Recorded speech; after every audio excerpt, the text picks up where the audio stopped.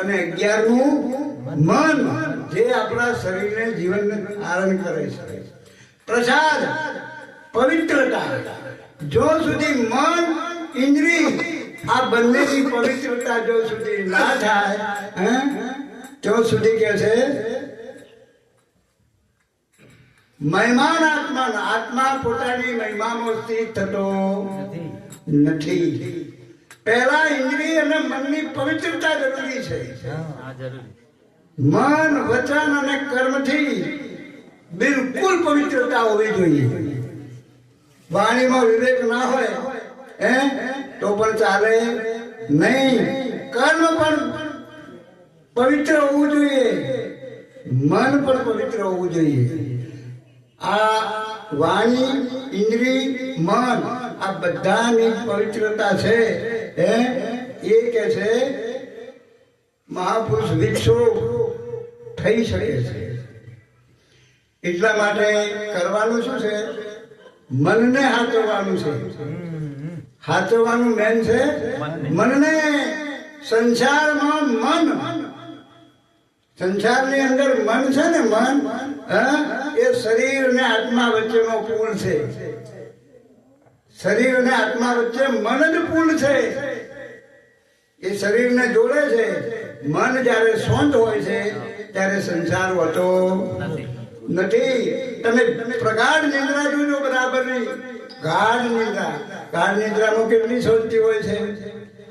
ગાઢ નિદ્રા હોય ત્યારે બરાબરની નિદ્રા આવે ત્યારે શું હોય છે? એકદમ શાંત હોય છે. એટલે ઉપનિષદમાં એને સુષુપ્તિ કીધી છે. સ્વ અપિતિ, પોતાની અંદર રહેવું. ત્યારે આપણે આપણી પોતાની અંદર હોય છે. સમય હોય છે, આમાં હોય છે. એ વખતે જગત નથી હોતું, જગતનો અભાવ હોય છે. જયારે સ્વપ્નાવસ્થા હોય છે, સ્વપ્નાવસ્થા, ત્યારે આપણા પોતાના જે સંસ્કાર છે ને એ બધા અવચેતન મનમાં પડેલા હોય છે. અવચેતન મનની અંદર જે પડેલા હોય છે એ રહે છે ને એ સ્વપ્નાવસ્થામાં ઉડી ઉડીને બહાર આવે છે. જગત નથી હોતું, જગતનો આભાસ હોય છે. શું હોય છે?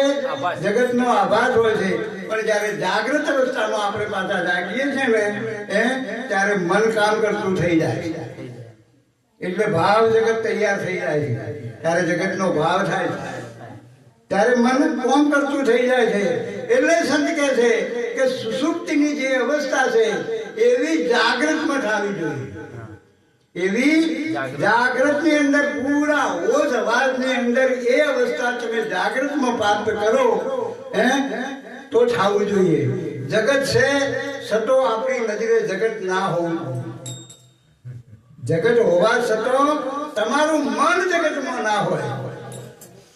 તમારું મન જગતથી દૂર હોય, તમારી અંદર હોય. સુષુપ્તિમાં જેમ અંદર હોય છે ને એમ એ તમારી અંદર રહે. હા, જગતનું કામ કાજ બધું ભલે કરો, કર્મ બી કરાય, કર્મ એ પૂજા છે, કરવું જરૂરી છે. શરીર છે ત્યાં સુધી કર્મ કરો, બરાબર છે, પણ જગતની અંદર મન ના હોવું જોઈએ. અને જ્યાં સુધી મન જગતની અંદર છે ત્યાં સુધી સમજી લો કે સંસારિકતાનો ભાવ મનમાં પડેલો છે. ત્યાં સુધી સંસારિકતા ત્યાંથી જઈ નથી. એટલા માટે પોતાના મનને કહે છે સુધારો. મન જો સુધરે નહીં તો સુધી કોઈ કલ્યાણ થવાનું નથી. એટલા માટે મોટામાં મોટી મનના વિકારોને, મનને શુદ્ધ કરવાની મોટામાં મોટી ઉપલબ્ધિ છે. મન જ્યારે સ્થિર થઈ જાય ત્યારે બધા જ પ્રપંચો, બધા જ ઉદ્વેગો, બધા જ છે બધા જ સમાપ્ત થઈ જાય. ભગવાનને ખોરવાની જરૂર નથી.